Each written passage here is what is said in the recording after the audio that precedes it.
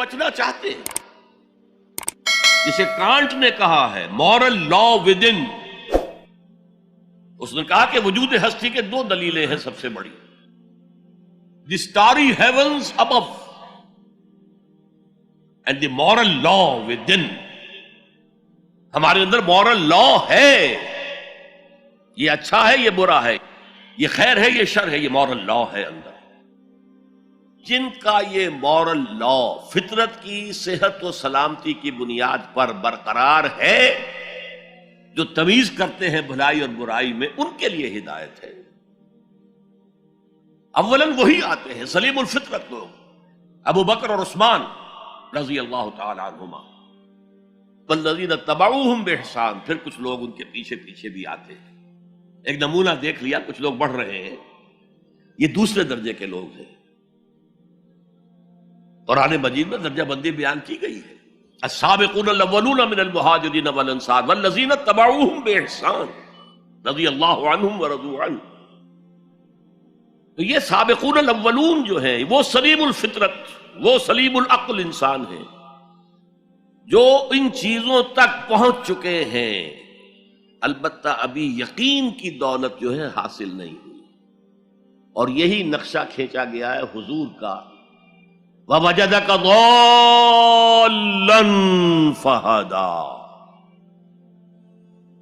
ضال کا ترجمہ جو ہے گمراہ بھی کر دیا جاتا ہے. ضال اسے بھی کہتے ہیں کہ کوئی شخص کسی کے عشق میں دیوانہ ہو جائے. اور ضال وہ بھی ہے جو ابھی حق کی تلاش میں سرگرداں ہے. تو جو غور و فکر غار حرا میں ہو رہا تھا، حدیث میں آتا ہے تحنسو یتحنسو فی، جا کر آپ وہاں عبادت کرتے تھے. تو وہ عبادت کیا تھی؟ کان صفت تعبدہ فی غار حرا التفکر والاعتبار. غار حرا میں آپ کی عبادت کی صفت کیا تھی؟ غور و فکر کہ کائنات کیا ہے. وہی جو سے فلسفی، جن کوسچن سے فلسفی ڈریپل کر رہا ہوتا ہے، دو دو ہاتھ کر رہا ہوتا ہے، وہی حضور اس سارے فکر کے مراحل سے گزرے ہیں اور قریب پہنچ گئے ہیں. تو دروازے پر دستک دی ہے، دروازہ کھلا ہے.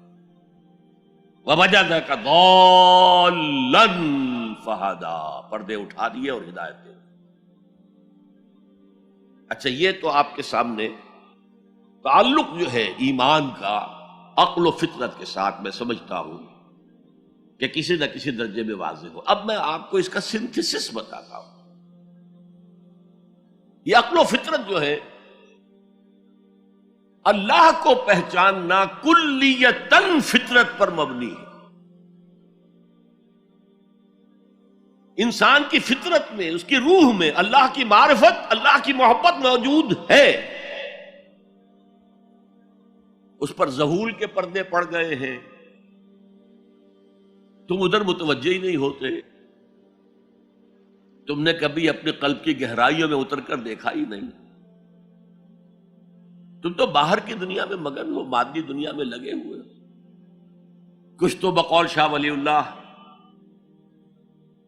وہ حیوانیت کی سطح پر آ جاتے ہیں بیچارے. صبح سے شام تک کی کمر توڑ دینے والی محنت کے بعد بھی ان کی بنیادی ضرورتیں زندگی کی پوری نہیں ہوتی. وہ کیا کسی سے لو لگائیں گے، کیا خدا کو یاد کریں گے. کاد الفقر ان یکون کفرا. یہ فقر اور احتیاج اور مفلسی تو انسان کو کفر تک پہنچا دیتا ہے. حضور کی حدیث. تو تم ادھر متوجہ ہو، ہماری طرح متوجہ نہیں ہوتے. حضرت ابراہیم کا قول کیا تھا؟ انی وجہت وجہی للذی فطر السماوات والارض حنیفا وما انا من المشرکین. اور یہ نماز کا افتتاح بھی ہے. انی وجہت وجہی، میں نے اپنا رخ سیدھا کر لیا ہے اللہ کی طرف، حنیف یکسو ہو کر، دائیں بائیں کوئی میری توجہ نہیں جا رہی. یہ ہے در حقیقت اس عبادت کا تقاضا، جو کہ شکر کا لازمی نتیجہ. اب اس کا سنتھیسس دیکھیے. میں نے کہا کہ سب سے پہلے ایمان باللہ وہ کلیتاً فطرت پر ہے. اسی لیے کانٹ نے یہ ثابت کیا، ایک کریٹیک آف پیور ریزن اس کی کتاب جس نے ہنگامہ پیدا کر دیا تھا پورے یورپ میں. اس وقت تک کرسچینٹی ڈومیننٹ تھی اور مذہب ایک اہم عنصر تھا انسانی زندگی کا. اس نے کہا اللہ کے وجود کے لیے جتنے منطقی دلیلیں دی گئی ہیں سب غلط ہیں، میں سب کو کاٹ کر دکھاتا ہوں. جیسے ہم کہتے ہیں لوہے کو لوہا کاٹتا ہے، منطق نے منطق کو کاٹ دیا. There is no logical reason to prove the existence of God. A critique of pure reason، میں نے کہا تھا پیور ریزن، عقل خالص جو فطرت سے رہنمائی نہیں لے رہی. وہ فلسفہ جو ہے اس کی منزل کیا ہے؟ ایگنوسٹسزم یا اسکیپٹسزم، لادریت یا ارتیابیت. پھر اس نے ایک کتاب لکھی بعد میں، کرٹیک آف پریکٹیکل ریزن.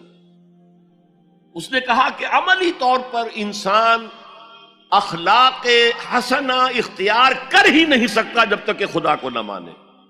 یہ نیسیسٹی ہے انسان کو کہ مانے. علامہ اقبال نے اس کو تسلیم کیا ہے، کانٹ کے اس دعوے کو. وہ ان کی کتاب ہے reconstruction of religious thought in Islam, کہ کوئی منطقی دلیل خدا کے وجود کو ثابت نہیں کر سکتی. متکلمین نے کوششیں کی ہیں لیکن دلیل دلیل کو کاٹ دیتی ہے، منطق منطق کا توڑ کر دیتی ہے. وہ صرف قرآن نے لفظ آیت استعمال کیا جو میں نے بیان کیا تھا. اس کائنات میں ہر شے اللہ کی نشانی ہے. جیسے آپ کو اپنے کسی دوست کی دی ہوئی کوئی شے دیکھتے ہی دوست یاد آ جاتا ہے، ایسے ہی آفاق و انفس میں اللہ کی نشانیاں ہیں. تمہارے اندر بھی اللہ کی نشانیاں ہیں. ذرا توجہ تو کرو، آفاق کو دیکھو، کھول آنکھ، فلک دیکھ، زمین دیکھ، فضا دیکھ. افلا ينظرون الى الابل كيف خلقت والى السماء كيف رفعت والى الجبال كيف نصبت والى الارض كيف سطحت فذكر انما انت مذکر. کیا یہ دیکھتے نہیں، غور نہیں کرتے اونٹ کو کیسے پیدا کیا گیا، کتنا اپنے ماحول کے ساتھ مناسبت رکھتا ہے. 7 دن نہ کچھ کھانے کو ملے نہ پینے کے ملے، اسے کوئی پرواہ نہیں. صحرا لقد صحرا کا جہاز وہ دیکھتے نہیں آسمان کیسے بلند کر دیا گیا، دیکھتے نہیں پہاڑ کیسے گاڑ دیے گئے، دیکھتے نہیں زمین کیسے پھیلا دی گئی. اے نبی آپ یاد دہانی کرائیے، یہ نشانیوں کی طرف متوجہ کر دیجئے. آپ سوائے یاد دہانی کرانے والے کے اور کچھ نہیں ہے. آپ کے ہاتھ میں اختیار نہیں ہے کہ آپ اللہ کو منوا لیں. یہ تو تمہارے اندر سے فطرت سے ابھر کر گواہی آئے گی. اب دیکھیے اس کے لیے آیت، جسے میں یہ قرآن مجید کی طویل آیات میں سے، جیسے آیت البر ہم نے پڑھی تھی، ان فی خلق السماوات والارض واختلاف اللیل والنہار والفلک التي تجری فی البحر بما ينفع الناس وما انزل اللہ من السماء من ماء فاحیا به الارض من بعد موتها وبث فیہا من کل دابۃ وتصریف الریاح والسحاب المسخر بین السماء والارض لآیات لقوم یعقلون. یقیناً آسمان اور زمین کی تخلیق میں، رات اور دن کے الٹ پھیر میں، اس کشتی یا جہاز میں کہ جو ایسا سامان لے کر چل رہی ہوتی ہے جو لوگوں کو نفع پہنچاتی ہے، اور وہ جو اللہ نے آسمان میں سے پانی اتارا اور اس سے زمین کو اس کی موت کے بعد زندہ کر دیا اور زمین میں پھیلا دیے ہر طرح کے جاندار، اور یہ ہواؤں کا چلنا اور یہ بادل جو مسخر ہے زمین و آسمان کے مابین، ان میں سے ہر ایک نشانی ہے، پہچانو. کیا مطلب؟ تم نے کسی مصور کی تصویر دیکھی، تعریف تصویر کی کرتے ہو یا مصور کی کرتے ہو؟ مصور کا کمال ہے، تصویر میں کیا ہے؟ ہاں وہ اپنے منہ سے بول رہی ہے، اپنی زبان حال سے اپنے بنانے اپنے مصور کی تعریف کر رہی ہے. تو کائنات کا ذرہ ذرہ اللہ تعالیٰ کی نشانیوں پر ہے. شیخ سعدی نے کہا، بڑا پیارا شعر ہے، برگ درختان سبز در نظر ہوشیار ہر ورق دفترست از معرفت کردگار. یہ جو سبز درختوں کے پتے ہیں، ایک نگاہ ہوشیار جو کہ ان کی حقیقت کو پہچان سکے، اس کے نزدیک ہر پتا معرفت کردگار کا ایک بہت بڑا دفتر ہے. اور آج ہمیں معلوم ہے ہر پتا ایک فیکٹری ہے، فوٹو سنتھسس کا عمل اس میں ہو رہا ہے، سورج کی انرجی کو جذب کیا جا رہا ہے. برگ درختان سبز در نظر ہوشیار، ہر ورق دفتر است از معرفت کردگار. تو جو آیت میں نے آپ کو سنائی اسے میں نے نام دیا ہے آیت الآیات. اتنی آفاقی آیات کسی اور آیت میں جمع نہیں کی گئی جتنا بڑا گلدستہ ہے. ان فی خلق السماوات والارض واختلاف اللیل والنہار والفلک التي تجری فی البحر بما ينفع الناس وما انزل اللہ من السماء من ماء فاحیا به الارض بعد موتها وبث فیہا من کل دابۃ وتصریف الرياح والسحاب المسخر بین السماء والارض لآیات لقوم یعقلون. دوسری طرف تمہارے اندر بھی ہے سنوریہم آیاتنا فی الآفاق وفی انفسہم. بے دل نے خوب کہا تھا، یہ چوٹی کے شعراء میں سے رہے ہندوستان کے، یہاں تک کہ غالب کو کہنا پڑا کہ طرز بے دل میں ریختہ لکھنا اسد اللہ خان قیامت ہے. آسان نہیں ہے طرز بے دل میں اردو میں شاعری کرنا، وہ فارسی کے شاعر تھے. ستمست گر ہوست کشد کے بسیر سر و سمندرا تجھے غنچہ کم نہ دمیدئی در دل کشا بچمن درا. کتنے ستم کی بات ہے، تمہاری خواہش آمادہ کرتی ہے کہ چلو چمن میں دیکھو، پھولوں کی بہار دیکھو، درختوں کی بہار دیکھو، گھاس کے اوپر چہل قدمی کرو. ارے تم خود ایک پھول سے زیادہ کھلے ہوئے ہو. کبھی اپنے دل کا دروازہ کھول کر اس میں داخل ہو کر اپنے حسن معنوی کا مشاہدہ کرو. ستمست گر ہوست کشد کہ بے سیر سر و سمندرا تجھے غنچہ کم نہ دمیدئی. دمکتا ہوا غنچہ ہو تم خود در دل کشا بچمندرا. آیات الہیہ اندر بھی موجود ہے.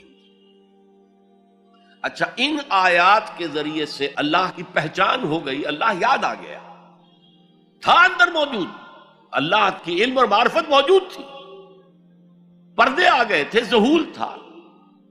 یا جیسے ایک جگہ کہا گیا کلا بل رانا علی قلوبہم، ان کے دلوں کے اوپر جو بھی بدکاریاں وہ کرتے رہے ہیں اس سے زنگ لگ گیا، حجابات آ گئے. شیخ علی حجویری رحمت اللہ علیہ، جنہیں داتا گنج بخش کہا جاتا ہے، اگرچہ یہ لفظ نہیں کہنا چاہیے، انہوں نے کتاب کا نام کیا رکھا؟ کشف المحجوب. جو پردے میں آیا ہوا ہے، اوٹ میں آیا ہوا ہے، اسے کھولنا. تم اوٹ میں ہو، تمہارے اندر موجود ہے اللہ کی معرفت. البتہ اس کا ایک نتیجہ یہ نکلنا چاہیے اب تمہارے لیے محبوب ترین ہستی اللہ ہو جائے.